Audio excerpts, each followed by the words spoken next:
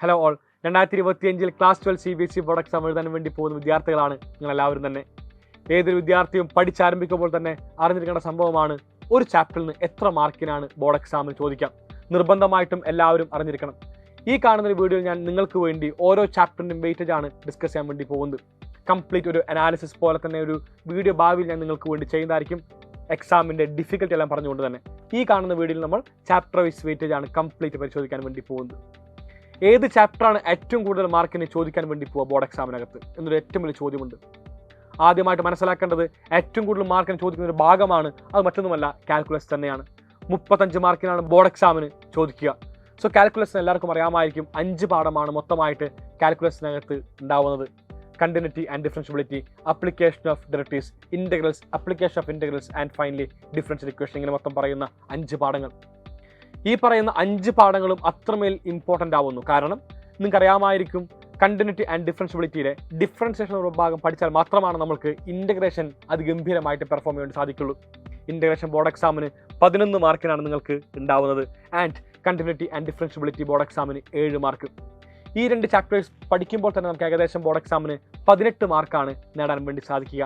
മറ്റ് കാൽക്കുലസിലെ പാഠങ്ങൾ പറയുമ്പോൾ അപ്ലിക്കേഷൻ ഓഫ് ഡെറിവേറ്റീവ്സ് നമുക്ക് 7 മാർക്കും, അപ്ലിക്കേഷൻ ഓഫ് ഇൻ്റഗ്രൽസ് 5 മാർക്കും, ആൻഡ് ഫൈനലി ഡിഫറൻഷ്യൽ ഇക്വേഷൻ 5 മാർക്കും. മൊത്തമായിട്ടാണ് നമുക്ക് ഇത്രമേൽ 35 മാർക്കിലേക്ക് എത്തി നിൽക്കുന്നത്. ഒരു കാര്യം സൂചിപ്പിക്കുന്നു, ഇൻ്റഗ്രൽസിലെ 11 മാർക്കുണ്ട്, application of integrals 5 mark, and differential equation 5 mark. അതായത് ബേസിക്കലി ഇൻ്റഗ്രേഷൻ അറിഞ്ഞാൽ മാത്രമാണ് ഈ കാണുന്ന 3 പാഠത്തിൽ നമുക്ക് മാർക്ക് സ്കോർ ചെയ്യാൻ വേണ്ടി സാധിക്കുക.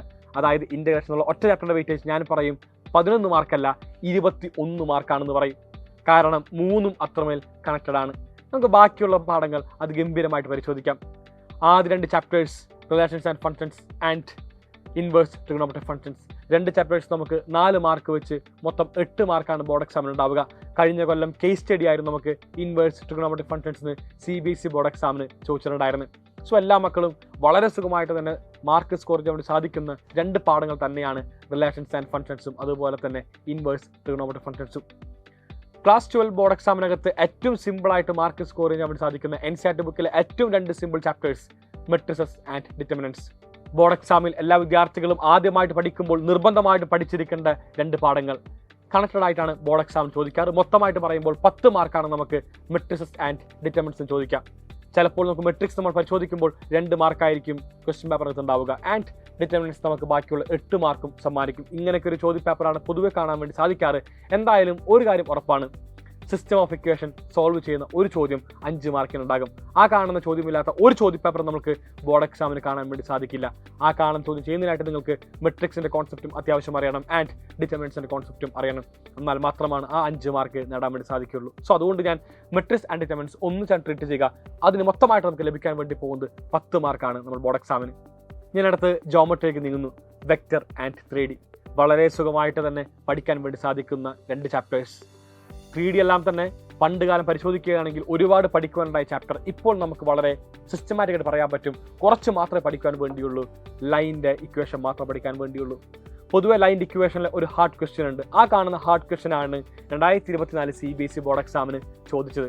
മൊത്തമായിട്ട് പറയുമ്പോൾ വെക്ടറിൽ നിന്ന് 7 മാർക്കും 3Dയിൽ നിന്ന് 7 മാർക്കും 14 മാർക്കാണ് 2024 CBSE ബോർഡ് എക്സാമിന് ചോദിച്ചത്.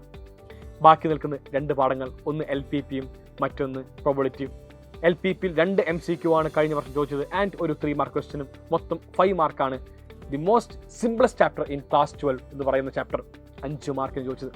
അവസാനമായിട്ട് ഒരു പാഠം കൂടി ബാക്കിയുണ്ട്, പ്രോബബിലിറ്റി. 8 മാർക്കിനാണ് കഴിഞ്ഞ കൊല്ലം പ്രോബബിലിറ്റി ബോർഡ് എക്സാമിന് ചോദിച്ചത്. ആൻഡ് പ്രോബബിലിറ്റി നമുക്ക് ഒരു കേസ് സ്റ്റഡിയും കൂടി ഉണ്ടായിരുന്നു. സോ കേസ് സ്റ്റഡി ചോദിച്ച മൊത്തമായിട്ട് പറയുമ്പോൾ 3 ചാപ്റ്റേഴ്സ് ആയിരുന്നു. ഒന്ന് ഇൻവേഴ്സ് ട്രിഗണോമെട്രിക് ഫങ്ഷൻസ്, മറ്റൊന്ന് probability and application of derivatives. ഇങ്ങനെയാണ് നമ്മുടെ ചോദ്യ പേപ്പറിൻ്റെ പാറ്റേൺ ഉണ്ടായിരുന്നത്. ഇങ്ങനെയാണ് നമുക്ക് ചാപ്റ്റർ വൈസ് വെയിറ്റേജ് ഉണ്ടായിരുന്നത്. ഈ കാണുന്ന ചാപ്റ്റർ വൈസ് വെയിറ്റേജ് മനസ്സിലാക്കി വേണം എല്ലാ വിദ്യാർത്ഥികളും പഠിക്കുവാൻ വേണ്ടി. സോ എല്ലാ മക്കളും ഇപ്പോൾ തന്നെ ക്ലാസ് 12 CBSE ബോർഡ് എക്സാമിൻ്റെ ഓരോ ചാപ്റ്ററിൻ്റെയും വെയിറ്റേജ് മനസ്സിലാക്കുക, കൃത്യമായിട്ട് നോട്ട് ചെയ്ത് വയ്ക്കുക, പഠിക്കുവാൻ വേണ്ടി ആരംഭിക്കുക. ക്ലാസ് 12 CBSE ബോർഡ് എക്സാം എഴുതുന്ന എല്ലാ വിദ്യാർത്ഥികളെയും ഫുൾ മാർക്ക് നയിക്കുന്നതിനായി സൈലം ആരംഭിച്ച ഓൺലൈൻ ട്യൂഷൻ ബാച്ചാണ് അഗ്നി ബാച്ച്. അഗ്നി ബാച്ചിൽ ഇപ്പോൾ നിങ്ങൾക്ക് അഡ്മിഷൻ എടുക്കാൻ വേണ്ടി സാധിക്കുന്നതാണ്. ഒന്നും മാത്രമാണ് പറയാൻ വേണ്ടിയും സാധിക്കുള്ളൂ. എല്ലാ വിദ്യാർത്ഥികൾക്കും അതിഗംഭീരമായ കോൺസെപ്റ്റ് ഡെലിവറി ചെയ്യും. എല്ലാ വിദ്യാർത്ഥികൾക്കും CBSE board previous year questions class workout ചെയ്യും. MCQs ക്ലാസ്സിൽ വർക്കൗട്ട് ചെയ്യും.